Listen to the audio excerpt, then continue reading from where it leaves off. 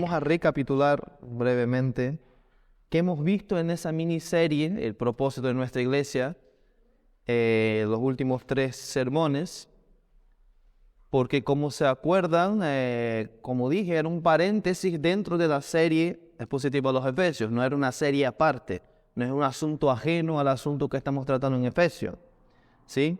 Entonces, vamos a tratar de recapitular muy rápidamente. Todo mandamiento es una expresión del carácter de Dios.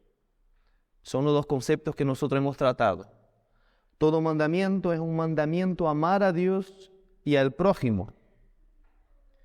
Todos los mandamientos se resumen en el gran mandamiento, amar a Dios con todo mi ser y amar al prójimo como a mí mismo. Y el cumplimiento de la ley es el amor. Todos los mandamientos encuentran su cumplimiento en el mandamiento inalcanzable, imposible de cumplirse.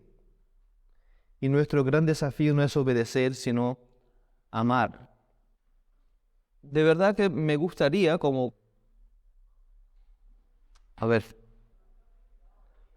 estaba hablando con una persona, mi hermano menor, y nada, él tiene sus proyectos como todos nosotros y sus expectativas de la vida, ¿no? Y uno de esos proyectos y expectativas fue frustrada y él echaba la culpa a otro, a los padres. No, es que no pude hacerlo porque me castigaron. Y me parece súper curioso. Y yo dije, no pudiste hacer porque te castigaron. Y la culpa es de los que te castigaron entonces. Y dice, claro. Y dice, no, la culpa es tuya, te portaste mal, no hiciste lo que debieras hacer, por eso te castigaron y por eso no alcanzaste lo que querías, ¿no? Y él se quedó así pensativo y dije, claro, la culpa es tuya. No es de papá y de mamá y no es del otro, ¿no? Había unas directrices que tú deberías cumplir, no las cumpliste, esas cosas generan consecuencias y por lo tanto no alcanzaste lo que querías. El propósito de nuestra iglesia es disfrutar a Dios, ayudar a otros a disfrutarlo, que es lo que la Escritura explica y lo que hemos estado viendo. Y es fundamental, hermanos, como vuestro hermano mayor, les digo, es fundamental tener esto en cuenta si queremos realmente ser iglesia. Estoy encantado con esa cruz, estoy encantado con esto, estoy encantado con todo, como les decía. Y gloria al Señor, por eso lo que voy a hacer a continuación, no me malinterpreten, no estoy menospreciando el trabajo del hermano, para nada. Estoy feliz por ver esto, me siento un niño chico, ¿no? Pero realmente son aspectos estéticos. Exactamente, son aspectos superficiales. Está lindo, precioso, gloria al Señor, ¿no? A veces yo le decía, hermano, ¿para cuándo? ¿Para cuándo? Gloria al Señor. Él se ha sacrificado, teniendo su familia, su trabajo, ha luchado por atender a una necesidad de la iglesia. Es una necesidad al fin y al cabo, pero es una necesidad menor. No define ser iglesia esta cruz aquí puesta. Nosotros cantamos 2 canciones. Una decía, quiero abrir mano de mi vida, dejar mi vida para alcanzar la gloria de la cruz. ¿Se dan cuenta de lo que estuvieron cantando?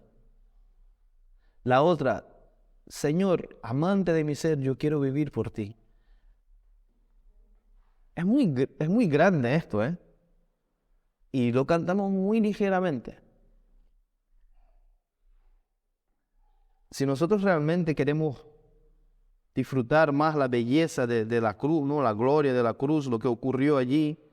Si realmente queremos vivir para Cristo, hay que abrir mano de muchas cosas. Y hay que enfocarse en muchas otras. Así que esos sermones, hermanos, yo meditaba, ¿no? Y decía, Dios mío, dame gracia y a la iglesia para entender realmente el propósito de esto que estamos haciendo, ¿no? Les he dicho un montón de veces y vuelvo a repetirlo. Hay cosas más guay que hacer, más entretenidas que hacer, a nivel humano hablando, ¿no? Seguramente encontraríamos otras cosas que hacer, pasear, ir a la playa, yo qué sé. ¿Por qué nos sacrificamos para reunirnos como iglesia? ¿Por qué nos sacrificamos a exponernos a la palabra? Debe haber un propósito que nos empuja y nos guía a ello, que hace que valga la pena, ¿verdad? Así que, hermanos, si hay un propósito para eso, si entiendes que hay un propósito, si tienes un propósito en estar aquí, les animo, realmente, traten de meditar sobre eso, traten de guardarlo en vuestro corazón. De verdad, quiero que Graben esto en vuestros corazones. Entonces, después de ver esos aspectos de la ley, debemos hacer una pregunta. ¿Cuál es el propósito de la ley? Gálatas 3:24 dice, de manera que la ley ha venido a ser nuestro guía para conducirnos a Cristo a fin de que seamos justificados por la fe. ¿Cuál es el propósito de la ley según este pasaje? Como les dije, me gustaría que fuera bastante interactivo. No todos los sermones, pero este sigue la misma lógica que los anteriores. Me gustaría que fuera un ejercicio entre todos, ¿no? ¿Qué significa que la ley es un guía a Cristo? ¿Qué significa que la ley me conduce a Jesucristo? ¿Cómo la ley nos guía a Cristo entonces? Mira, que explique la propia Escritura, ¿verdad? Y este mandamiento, que era para vida, a mí me resultó para muerte porque el pecado, aprovechándose del mandamiento, me engañó y por medio de él me mató. Así que la ley es santa y el mandamiento es santo, justo y bueno. Entonces lo que es bueno vino a ser causa de muerte para mí. De ningún modo, al contrario, fue el pecado a fin de mostrarse que es pecado al producir mi muerte por medio de lo que es bueno, para que por medio del mandamiento el pecado llegue a ser en extremo pecaminoso. Porque sabemos que la ley es espiritual, pero yo soy carnal, vendido a la esclavitud del pecado, porque lo que hago no lo entiendo, porque no practico lo que quiero hacer, sino que lo que aborrezco, eso hago. Entonces, el propósito de la ley es guiarme a Cristo. ¿Cómo la ley me guía a Cristo? Pregunten al texto, miren al texto y pregunten, ¿de qué modo este texto responde a la pregunta anterior? ¿De qué modo la ley me guía a Cristo? ¿Tienen una respuesta ahí en vuestras mentes? Hay un meme, los que no saben qué son memes, son como chistes visuales que hay en internet, ¿no? Son imágenes que resumen un chiste, que muestra dos imágenes de algo que se pide por internet y la realidad de lo que te llega. Entonces ahí una persona pidió una tarta de Olaf, ¿no? De Frozen, y ahí llegó, eso es lo que llegó. Esto es el ideal y lo otro es la realidad. Una frase un poquito larga. El idealismo y el realismo son dos caras de la misma moneda, y su valor solo se comprende plenamente en relación con la verdad de Dios. El idealismo, sin una comprensión adecuada de la naturaleza pecaminosa del hombre y la necesidad del perdón y la redención de Dios, nos lleva a la frustración y al desaliento. El realismo, sin la esperanza y la perspectiva eterna que nos brinda la verdad de Dios, nos deja atrapados en la mirada estrecha y superficial del mundo. Solo cuando equilibramos ambos, guiados por la sabiduría y la gracia de Dios, podemos vivir con propósito y significado verdadero y ver la belleza y el propósito en todas las cosas. Emerson, ¿a qué viene? ¿Qué es esto? ¿Qué me estás contando? La ley es el ideal. El mandamiento es el ideal. El mandamiento es una expresión del carácter de Dios. Es lo que debiéramos ser, es como debiéramos actuar. Pero la realidad de nuestro corazón es otra bien distinta, ¿que sí? Es otra bien distinta. Sabemos que debemos amar a Dios con todo nuestro ser y sabemos que es bueno y quisiéramos amar a Dios con todo nuestro ser. Pero la experiencia dice lo contrario, que no podemos hacerlo. Sabemos y queremos amar al prójimo como nosotros mismos. El verdadero creyente, el que tiene el Espíritu Santo, siempre siente un deseo en su corazón de amar al prójimo. Claro que lo quiere, se esfuerza por hacerlo, pero se da contra la pared de la realidad de que no puede. Eso es así. Eso ocurre con todos nosotros. Cuando yo no entiendo para qué sirve la ley, cómo relacionarme con la ley, el ideal, se transforma en esto. Una cadena, una prisión. Simplemente no lo puedes hacer. Te amarga, te frustra. Y de repente dices, pero Señor, no había una fuente de aguas vivas que brote de ti, pero ¿dónde está? No hay delicias a tu diestra para siempre, ¿dónde está? La vida cristiana se transforma ¿en qué? Una prisión. ¿Por qué es importante entender esos aspectos que dije al principio de la ley? Porque la ley, ¿cómo me lleva a Cristo? Pues justamente diciéndote esto, no puedes. No puedo. Hoy recibí un mensaje mientras venía aquí, lo respondí aquí muy brevemente antes de entrar. De una persona me decía, quiero ir a Dios. Entiendo que lo necesito, pero no quiero usar a Dios como si fuera un bombero para salvarme del fuego. Ese es el ideal. ¿Cuál es la realidad? Que nosotros no podemos salir del fuego por nosotros mismos, que nosotros no podemos librar de las llamas por nosotros mismos. Y Dios sabe de esto. Salmo 103, ¿verdad? Él conoce, Él sabe quiénes somos. Y Él se compadece de nosotros, como un padre se compadece de sus hijos. Es lo mismo que Gaby y José tuvieran la expectativa que Samuelito y Raquel de la noche a la mañana supieran cómo construir un cohete y mandarlo a Marte. No tienen ni pies ni cabeza. Ellos saben que son hijos, son niños. Saben que es una tarea que es necesario dedicarse años de mucho estudio para lograr algo así. ¿Qué hacen ellos entonces en respuesta? Sabiendo que son sus hijos y la condición de sus hijos. Si ese fuera el propósito de ellos, dedicar la vida de ellos, los padres, a ayudar a sus hijos a alcanzar ese ideal. La ley me lleva a Cristo y es Cristo el que me lleva a vivir la ley, a alcanzar el ideal. Por lo tanto, citando esa conversación, ese mensaje que recibí, mi respuesta a la persona fue, abraza el bombero.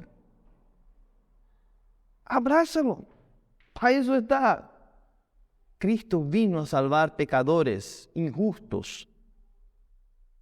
Es lógico, ¿no? Abraza al Salvador. No puedes cumplir la ley. Si no les había quedado claro antes, espero que les haya quedado claro ahora. Y si no les quedó claro ahora, el domingo que viene con la gracia de Dios les volveré a recordar. No pueden. Y les volveré a recordar mostrando las Escrituras. El sermón del domingo que viene va a ser interesante. Fíjense en la siguiente frase. Sé que le encanta a Diana. La he escuchado decir un par de veces. La vida cristiana no es difícil, es imposible. ¿Qué es la vida cristiana, hermano? Piensen. Si pudieran resumir la vida cristiana en un mandamiento, no estoy hablando de amar a Dios, ¿cuál sería? Para el uso que estamos dando en el sermón, yo diría, sed santos como yo soy santo. ¿Quién puede ser santo como Jehová? 3 veces santo es santo. Sed perfectos para que seáis hijos de vuestro Padre que está en el cielo, que es perfecto. ¿En serio? Esa debería ser la respuesta a esto.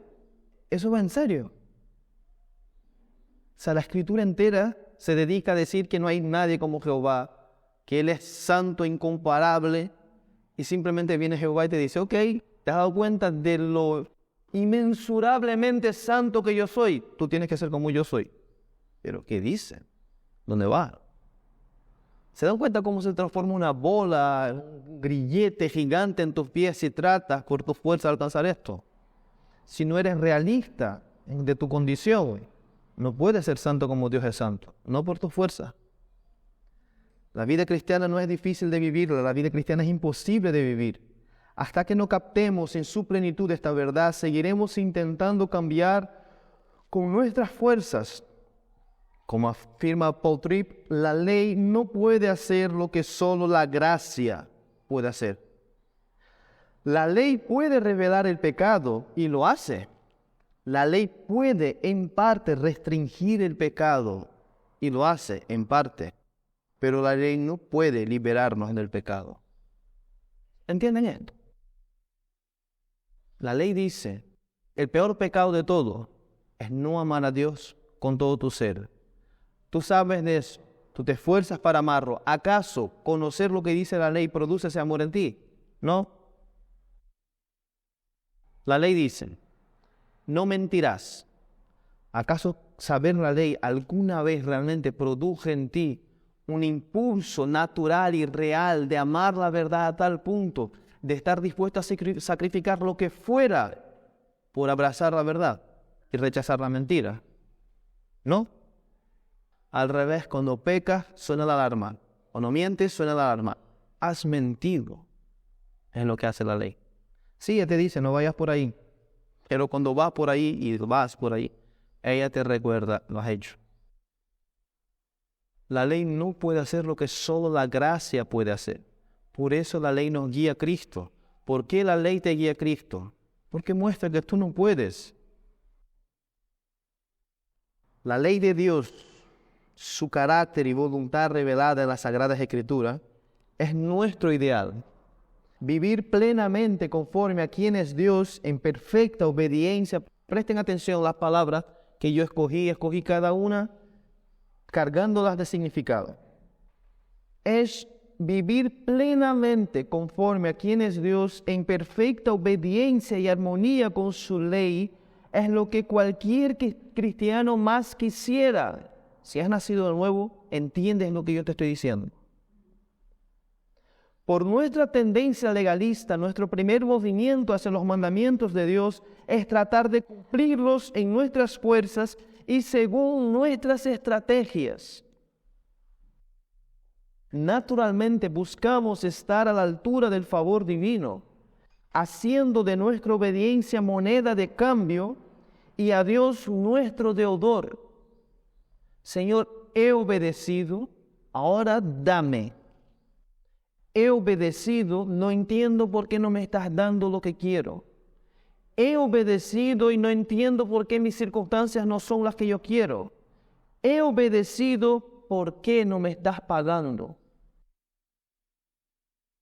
Pero al tratar de ser buenos, cumplir la ley, obedecer, déjame parar aquí, no hay mejor manera de enseñar los niños la naturaleza de su corazón que mandarles a hacer cosas que sabes que ellos no podrán hacer. ¿Qué dices, Emerson? Por supuesto. Simplemente dile al niño, no digas mentira. Y cuando él diga una mentira, en lugar de ir con un palo, ve a él y dice, ¿te has dado cuenta que has mentido? Y eso es pecado. Cuando sea egoísta, te has dado cuenta que has sido egoísta. Muéstrale su corazón. Eso es lo que hace la ley con nosotros. Te das cuenta de quién eres. Es cuando tratamos de cumplir la ley, de ser bueno, que nos damos cuenta que somos malos.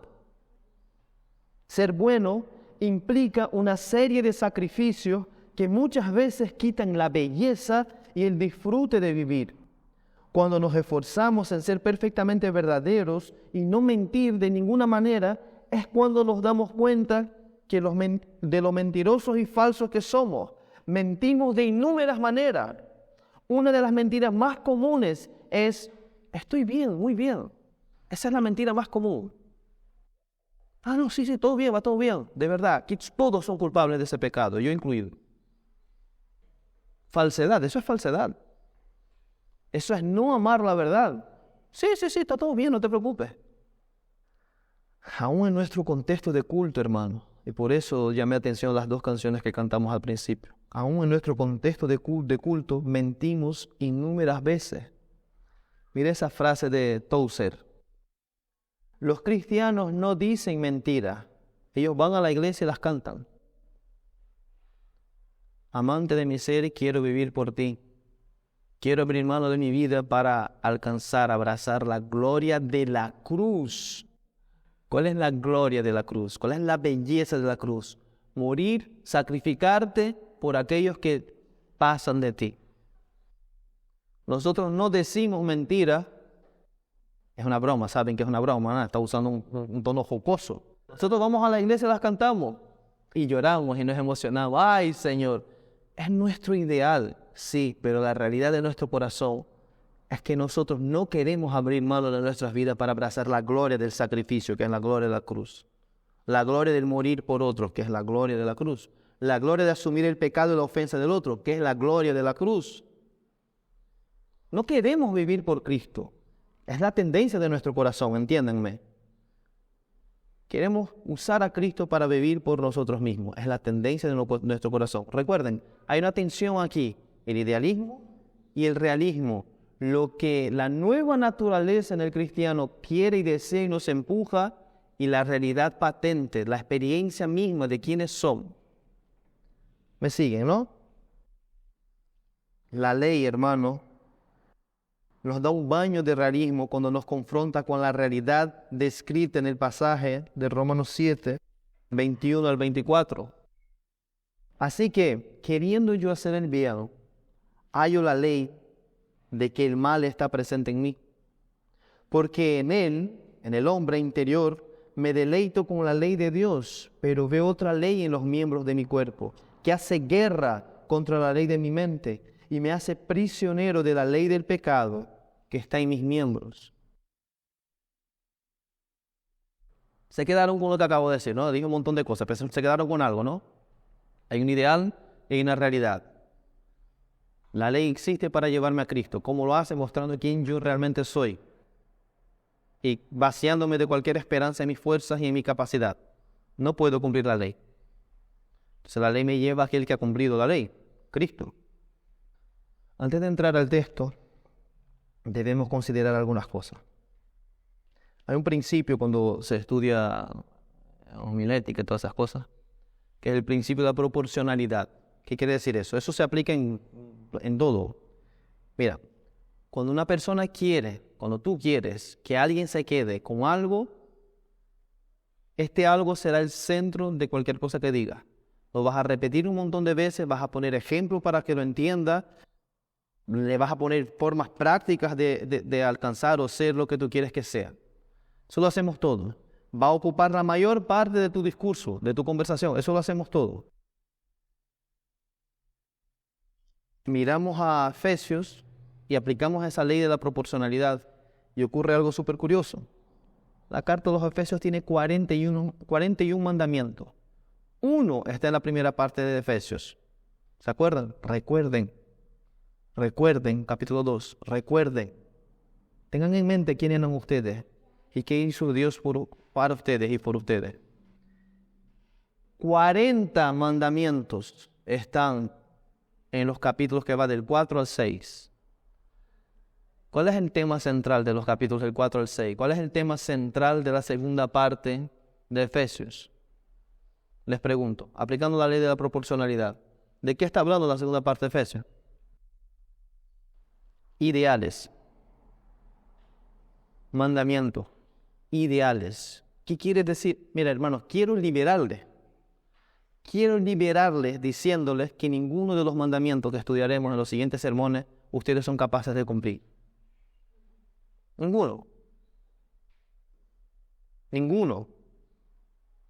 ¿Qué dice Emerson? No son capaces de cumplir, como dije en el texto anteriormente, plenamente, perfectamente, armoniosamente. No son capaces. Ustedes no son capaces de amar al prójimo como a ustedes mismos. Por lo tanto, ninguno de los mandamientos que sigue ustedes son capaces. Yo soy capaz, nadie es capaz de cumplir.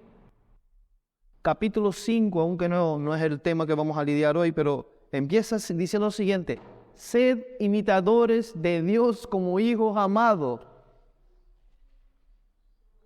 ¿Ve dónde pone el estándar, la ley? No me copien a mí, Emerson. Dios, ese es el estándar. Hay muchas personas que se creen que son salvas porque dan limosna y hacen esto y aquello otro. Va la ilusión. Tú no sorprendes a Dios. Cualquier limosna que tú des no se compara a lo que Dios ha dado en esa cruz. Cualquier buena obra que hagas está manchada con tu egocentrismo, con el querer ser o mostrar lo que supuestamente eres. La segunda parte de Efesios, hermano, que vamos a dedicar unas par de semanas hasta terminar la carta, te va a machacar la cabeza con un montón de ideales. ¿por qué razón quiso Dios que así fuera? Vamos a hacer un ejercicio. La primera parte de Efesios, entonces, a ver si se acuerdan, si están leyendo Efesios, si están haciendo caso del hermano mayor. ¿De qué trata? ¿Cuál es el tema central? ¿De qué más habla? Capítulo 1 nos da una pista muy buena. Lo repite 3 veces en el capítulo 1, cerrando cada parte del capítulo 1. Para alabanza de la gloria de Dios. Para alabanza de su gloriosa gracia. No fuimos salvos por obra, sino por gracia. Gracia, gracia, gracia, gracia, gracia, gracia, gracia. En Cristo, en Cristo, en Cristo, en Cristo. Son las palabritas que más se repiten. ¿De qué estará hablando entonces la primera parte? Te está machacando la cabeza con la realidad de todo lo que Dios ha hecho para cautivarte para Él, para que encuentres plenitud en Él, para que entiendas que la salvación es de Él y que eres uno con Cristo. Y entonces viene la segunda parte de Efesios. Si abren vuestras Biblias conmigo en el capítulo 4 de Efesios, ¿cómo empieza el capítulo 4? ¿Qué es lo primero que dice? ¿Cuál es la primera palabra del capítulo 4?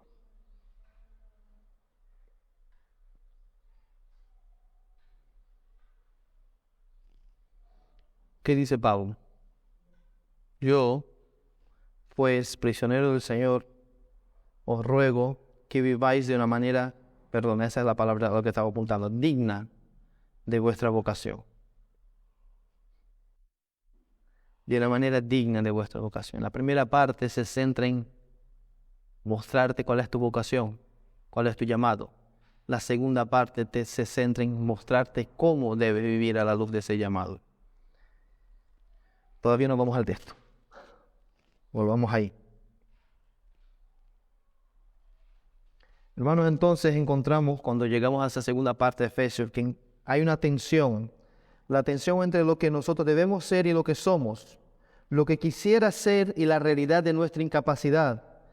Si Dios sabe muy bien cómo somos, ¿por qué después de haber inspirado al apóstol Pablo a escribir de forma tan abundante y bella sobre la gloriosa gracia de Dios y su infinito amor, pasó a guiarle a registrar de forma tan aplastante tantos mandamientos?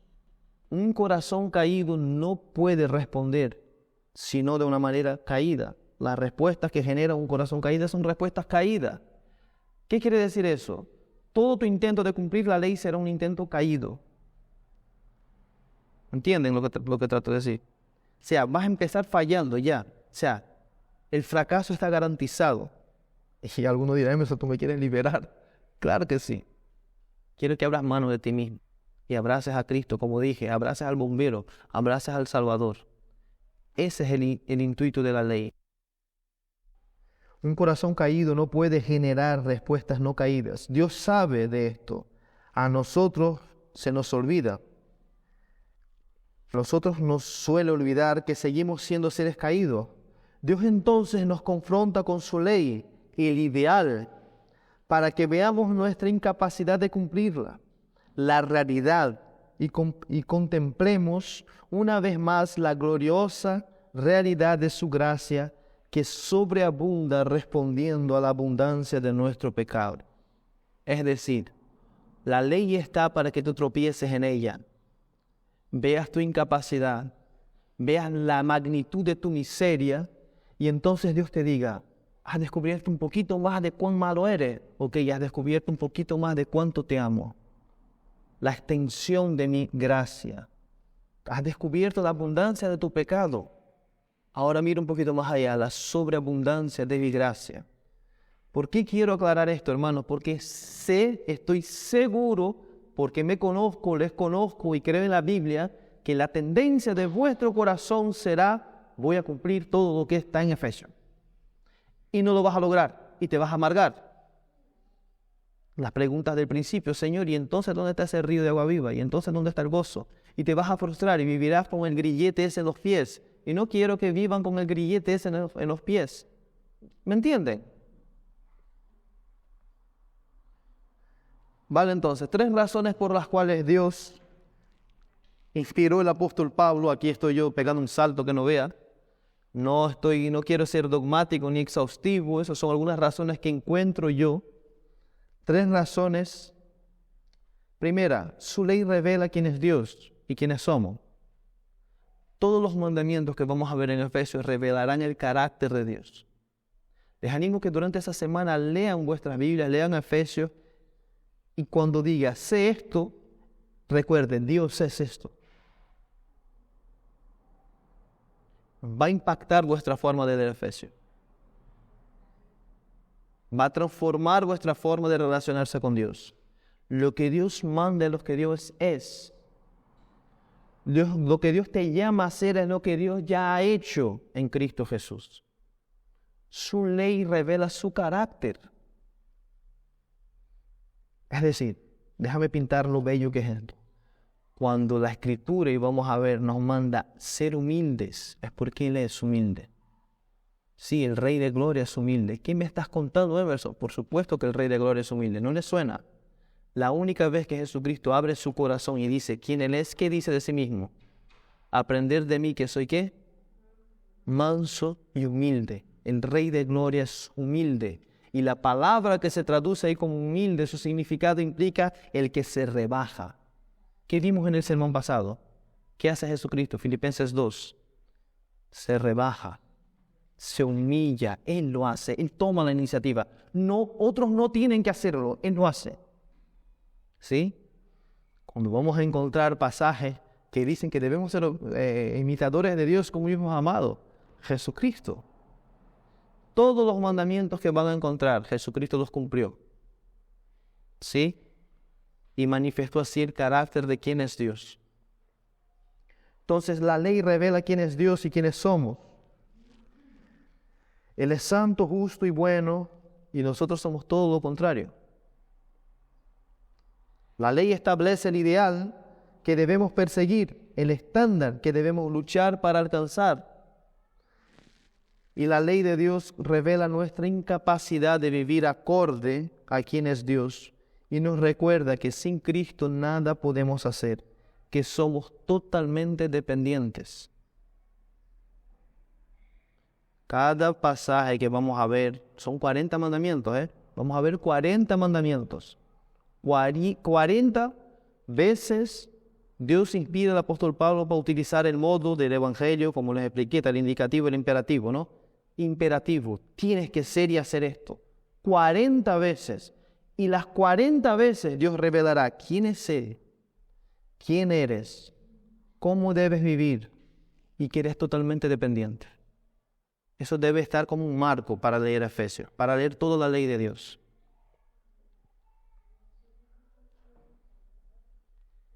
Fíjense en las imágenes. Mediten en ellas.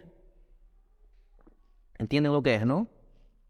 Un señor ayudando a un niño a usar un telescopio, ¿no? ¿Para qué sirve un telescopio? Para acercar aquello que está muy lejos. Hay galaxias, no sé cuántos años luz que hace un telescopio, pues que tú puedas verlas como si estuvieran cerca. Ver la belleza que está más allá de tu alcance. Para eso sirve un telescopio. Un señor mirando un espejo, mientras el reflejo en el espejo le está, aunque no se vea bien ahí, le está haciendo una cara fea, ¿no? Le está diciendo, no, una expresión fea. La tercera imagen, ¿qué es? Una brújula. Una brújula es ese aparato que nos ayuda a guiarnos, ¿no? Nos indica los puntos cardinales. La ley es un telescopio a través del cual vemos la infinita belleza del carácter de Dios. Lean Efesios teniendo esto en cuenta. La ley es un espejo que nos muestra la fealdad de nuestra naturaleza caída y nos muestra nuestra incapacidad de ser como Dios. La ley es una brújula que nos dirige a Cristo. Sin Cristo ninguna de las buenas obras conforme a la ley de Dios, obras para las cuales, hermanos, nosotros hemos sido creados. ¿Recuerdan cómo termina el capítulo 2 de Efesios? Cómo es el versículo 10 del capítulo 2. Dios preparó obras de antemano para que viviéramos en ellas, ¿no? Esas obras son la ley, son vivir según nuestra vocación. La ley nos muestra que sin Cristo no podemos vivir esas obras. Nos muestra cuán necesitados somos de Cristo, cuán incapaces somos. La ley nos recuerda que nosotros jamás podríamos vivirla, que jamás podríamos vivir, que jamás podemos vivir sin Cristo, que jamás podemos alcanzar el estándar, el ideal. Vamos a pensar en tres preguntas que nos ayudarán a vivir a la luz de los próximos capítulos.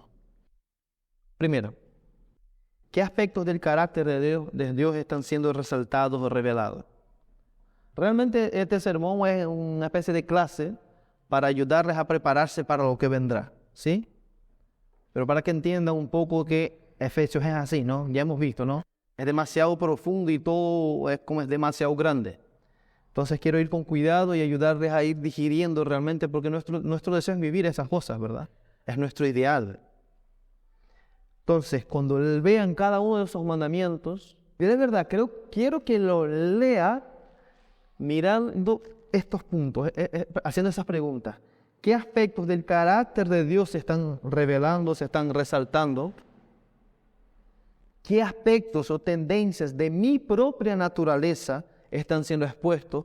No de la naturaleza humana, de tu naturaleza. No quiero que generalicen. Realmente, miren al espejo. Cuando me dice que debo humillarme y amar al prójimo, ¿qué está hablando de mí? ¿Qué tendencias de mi corazón está resaltando? El idealismo versus el realismo.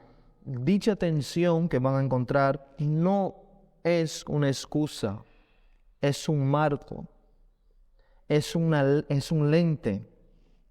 ¿Cómo puedo vivir a la luz de este mandamiento? Es la otra pregunta que quiero que ustedes contemplen cada uno de los 40 mandamientos que vamos a ver en los siguientes sermones. A ver, no hace falta que sepas de fútbol, no hace falta ni siquiera que sepas los nombres de los que están ahí. Solo hace falta que sepas una cosa: ¿de quién es el uniforme que están vistiendo? De Fútbol Club Barcelona. Vale. Responde entonces a la pregunta que está arriba, si pueden leer, si no se lo leo. ¿Cuál es la vocación de estas personas? Simplemente jugar al fútbol. Simplemente competir. Sigan preguntando. Cuando alguien se pone ese uniforme, entra en el campo con el resto de ese equipo, ¿cuál es su vocación? Les voy a ayudar. ¿Cuál es la vocación de ese señor? No hace falta que sepas su nombre, ni dónde vive, nada de su vida. Mira la imagen. Está en una carpintería, está cortando madera. ¿Cuál es su vocación? No hace falta saber ni quién es esa mujer. Nada. Ni quiénes son esos niños. Mira la imagen. ¿Cuál es la vocación de esa persona? ¿Qué está llamada a hacer? Vocaciones, ¿qué está llamada a hacer? ¿Cuál es la vocación de esas personas? Mira la imagen y pregúntate, ¿qué son? ¿Qué son? ¿Qué están llamando a hacer? Cosas de militares. ¿Cuál es la vocación de esa señora? Digna de responder rápido. ¿Dónde está? ¿Qué está haciendo? ¿Cómo está vestida? ¿Qué implicaciones tiene? Pregunten a la imagen. ¿Cuál es el objetivo de esa persona ahí? Pregunten. Es una imagen de Jesucristo en el episodio en el que dice: ustedes ahora me van a seguir a mí y yo les voy a hacer a ustedes pescadores de hombres. No hace falta que explique muchas cosas. Mira la imagen y pregunta, ¿cuál es la vocación de esa gente? Ahora vamos a mirar un poquito algunos aspectos del texto. Ahora pido que abran el texto, Efesios 4, versículo 1. Voy a pedir a José, que tiene una voz fuerte, que lo lea bien despacito. Versículo 1 nada más. Yo pues, preso en el Señor, os ruego que andéis como es digno de la vocación con que fuisteis llamados. Imagínate que Dios no quiere que eso pase, pero que a José le envían a la guerra. Imagina que en medio de la guerra, tiro va, tiro viene, y le encuentran a José, yo qué sé, con el móvil viendo una serie. ¿Qué le pasaría a José? Cachetón por lo menos, ¿no? Pero muchacho, ¿qué estás haciendo? Tú aquí no viniste a ver series. Es una guerra, ¿tú no te das cuenta?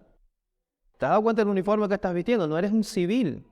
Nos pasó una anécdota, ¿no? Cuando con todo el viaje de Barcelona aquí y todo lo que pasó, hubo la posibilidad de que viniéramos a un avión militar y yo no pude entrar. ¿Por qué? Porque yo no uso el uniforme que él usa, porque yo no tengo su misma vocación, porque yo no soy un militar, soy un civil.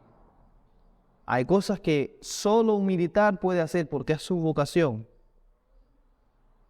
Edgar hizo todo esto, maravilloso, bello, él es carpintero, me metes en la carpintería y yo creo que prendo fuego a todo. Si es que no salgo muerto, que no tengo ni idea, no es mi profesión.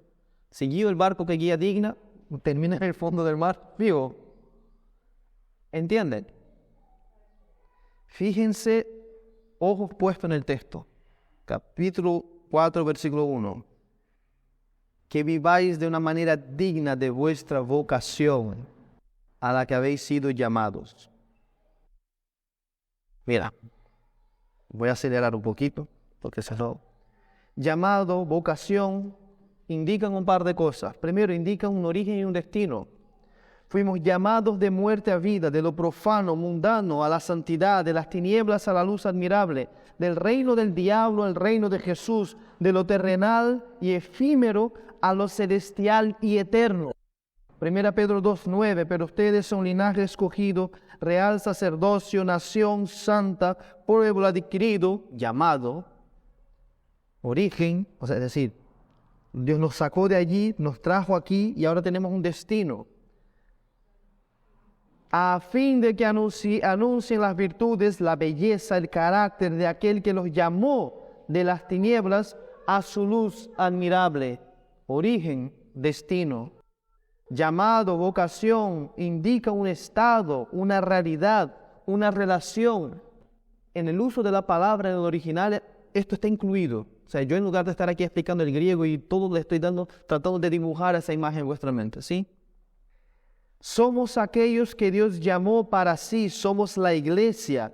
Las palabras empleadas en el texto están intrínsecamente relacionadas con el significado de ser iglesia. Todas están relacionadas a la palabrita que da origen a la palabra que nosotros traducimos como iglesia, eclesía. Vocación y llamado están intrínsecamente, tienen la misma raíz que la palabra iglesia, que hemos ya estudiado bastante tiempo qué es ser iglesia, qué significa iglesia. Somos, y eso es ser iglesia, los llamados, los vocacionados. También somos, como dije, implica una nueva relación, hijos de Dios, somos herederos de Dios, somos los que viven, como hemos visto en Efesios, estábamos muertos y ahora vivimos. Dios nos dio vida juntamente con Cristo. Somos los que tienen la vida de Cristo, vida en Cristo. Somos la familia de Dios. Hermanos, ¿qué somos? Somos cristianos. Vivir de una manera digna de lo que somos llamados, de nuestra vocación, de nuestra tarea. ¿Qué somos? Llamado, vocación, indica propósito, objetivo. El uniforme, como ustedes pudieron ver en las diferentes imágenes, el vestuario, la indumentaria, indica a qué fui llamado. Tú miras al jugador con el equipo del Barça en el campo de fútbol, fue llamado a marcar goles por ese equipo. Es un equipo, fue llamado a cooperar con otros que visten el mismo uniforme para marcar goles y ganar un partido. Ensalzar la gloria del escudo, el Barça. Lo mismo el militar, lo mismo el profesor, lo mismo el carpintero, lo mismo la patrona o capitana de barco. Cada uno de esos ejemplos son personas que están dando su vida por aquello que visten. ¿Se dan cuenta? El uniforme indica que fui llamado, mi misión, mi propósito de vida. Fuimos llamados a despojarnos del viejo hombre y vestirnos de Cristo. Fuimos llamados a ir por todo el mundo predicando el mensaje de salvación, proclamando la belleza de Dios. Efesios 4, 22 al 24, que vamos a estudiar ese pasaje también en un futuro, dice que en cuanto a la anterior manera de vivir, ustedes se despojen, se desvistan del viejo hombre que se corrompe según los deseos engañosos y que sean renovados en el espíritu de su mente y se vistan te está mandando dos cosas. Quita el viejo uniforme, ponte el nuevo uniforme. Se vistan del nuevo hombre, el cual en la semejanza de Dios, ha sido creado en la justicia y santidad de la verdad.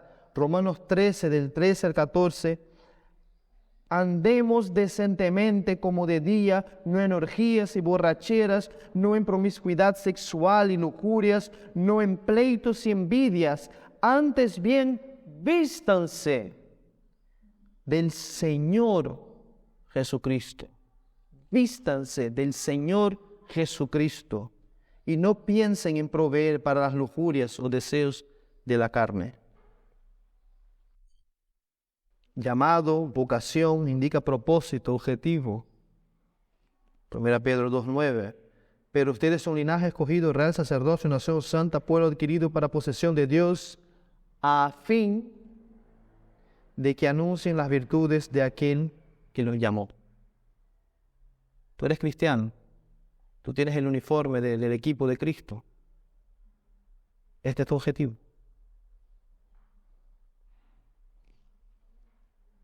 Marcos 16, 15 al 16. Y les dijo, vayan por todo el mundo y prediquen el evangelio a toda criatura. El que crea y sea bautizado será salvo, pero el que no crea será condenado. ¿Será que nosotros estamos vistiendo el uniforme del equipo de Cristo y estamos haciendo todo lo contrario? ¿Será que supuestamente soy el capitán de un barco, pero lo único que hago es chocarlos y hundirlos? Imagínate que Digna estuviera llevando el barco y le diera por tratar de llevar el barco por la carretera. Es ilógico. ¿Qué te pasaría? Posiblemente si hubiese gente en el barco te meterían a la cárcel por conducción temeraria. Perdería su licencia. ¿Verdad? ¿Entienden el punto? Es incoherente decir que soy cristiano y vivir como cualquier otra cosa. Es incoherente decir que soy cristiano y no se ve en la forma como yo vivo que yo estoy atendiendo al llamado que he recibido. Teniendo esto en mente, hermano, y también lo que nosotros hemos visto en los últimos 3 sermones, algunas preguntas para ir terminando. ¿Cuál es la vocación? ¿Cuál es nuestra vocación? Nuestra iglesia. ¿Cuál es nuestra vocación? ¿Cuál es nuestro llamado? He hecho una serie de 3 sermones sobre el propósito de nuestra iglesia, la vocación, el llamado de nuestra iglesia. ¿Cuál es el propósito de esta iglesia? ¿Por qué nos estamos esforzando en ser una iglesia? Cuando venimos aquí cada reunión, ¿para qué venimos? Ahora, estamos viviendo acorde a este llamado. ¿Estás viviendo tú en tu día a día acorde a ese llamado? Estamos viviendo como iglesia acorde a ese llamado. Pablo es un prisionero de Jesús y aún así sigue cumpliendo con su vocación. Mis circunstancias no alteran el objetivo y los resultados de mi vocación. Pablo él dice 3 veces en Efesios que él es prisionero. 3 veces. ¿Por qué está diciendo eso?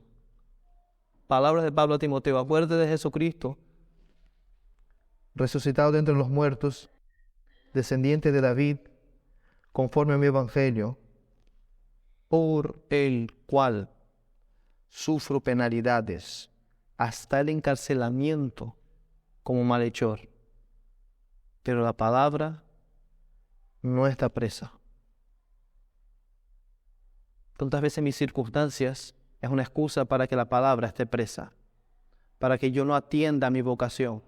Imagínate que José es militar, está de guardia y hace mucho frío fuera y él dice a su superior, que va, hace mucho frío fuera, muchacho, ¿cómo quieres tú que yo salga a revisar, a ver qué es lo que pasa? ¿Qué?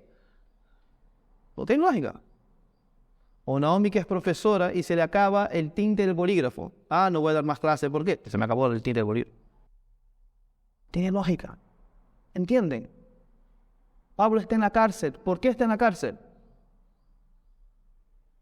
Porque él tiene una vocación. Predicar el evangelio a los perdidos. Y si el precio a pagar es terminar en la cárcel, Pablo está en la cárcel. De hecho, si no estuviera en la cárcel no hubiese escrito Efesios. Él estaba en la cárcel cuando escribió. Piensen en esa frase. Cuando la meta conquista mi corazón, mueren las excusas. Prosigo el blanco, vivo a la luz de que soy siervo. Vivo para servir y que Cristo es el Señor sobre todo. Pablo está preso por los romanos. ¿Qué dice el texto? Miren, ojo puesto en el texto, capítulo 4, versículo 1. Pablo está preso ¿por quién, según el texto? ¿De quién es preso Pablo? Ni siquiera está pensando en que él es preso de los romanos. Él es preso de Cristo. Ya sé que él esté preso, que él esté libre. Cristo es el Señor soberano. Sus circunstancias no son medidas por los efectos horizontales, es decir, la cuestión terrenal, sino Dios tiene el control sobre todas las cosas. Si yo estoy en la cárcel, quien me tiene preso aquí es Cristo. Yo debo seguir cumpliendo mi misión. Mediten sobre eso. Las circunstancias que estás viviendo ahora mismo, las estás viviendo a la luz de que Cristo es el Señor y las estás viviendo porque Él quiere que tú estés en esas circunstancias y quieres que cumplas tu llamado en esas circunstancias. ¿Cuál es la circunstancia donde un soldado cumple su labor? Justamente en esas circunstancias que implican el conflicto, que implican el peligro, que implican el tratar de defender. Como dice el pastor David, Dios no nos salvó y no nos llevó al cielo directamente, por algo será, ¿no? Para Pablo, su encarcelamiento, al igual que la persecución y el rechazo que sufrió, fueron el contexto donde él vivió de forma digna de su llamado. El llamado, como es caracterizado en el versículo 4, lo vamos a ver más adelante, es un llamado a una esperanza. Esta esperanza, esto que se espera, esto a lo que se dirige, el rumbo, el objetivo, el destino final, es la base de su vocación y es lo que define su vida. Hermanos, ¿a qué fuiste llamado? ¿A qué fuimos llamados una vez más? ¿Cuál es tu esperanza? ¿Cuál es tu meta? ¿Cuál es tu objetivo? ¿Cuál es nuestra esperanza como iglesia? Por los frutos, por la forma que vives, se puede saber para qué vives. Cantamos antes, ¿no? Señor, amante de mi ser, quiero vivir por ti. Quiero vivir, hermano, mi vida para abrazar la gloria de la cruz. Una vida llena de esperanza, una vida movida por el llamado, y hace el llamado, es una vida de entrega, servicio y fidelidad. Quiero que vayan a casa con esto. Iglesia Evangélica de la Gracia, vivan acorde nuestro llamado. ¿Y por qué puse el nombre Iglesia Evangélica de la Gracia? Porque así nos llamamos, ¿no? Somos una iglesia, fuimos llamados, convocados por el Señor. Tenemos un propósito de llevar esa gracia de Dios en las circunstancias, en el medio y en la forma donde estamos. Y el Señor tiene el control. Y si estamos aquí es porque el Señor quiere. Y si somos iglesia es porque Él quiso. Y si nuestras circunstancias no son las que quisiéramos como iglesia, es porque el Señor quiere que así sea. Y quiere que seamos fieles a nuestro llamado en este contexto, aquí y ahora. Nuestras circunstancias no son una excusa. Es justamente el campo de batalla donde el Señor nos llama a ser fieles a nuestro llamado. Tienen vuestras cabezas. Vamos a orar.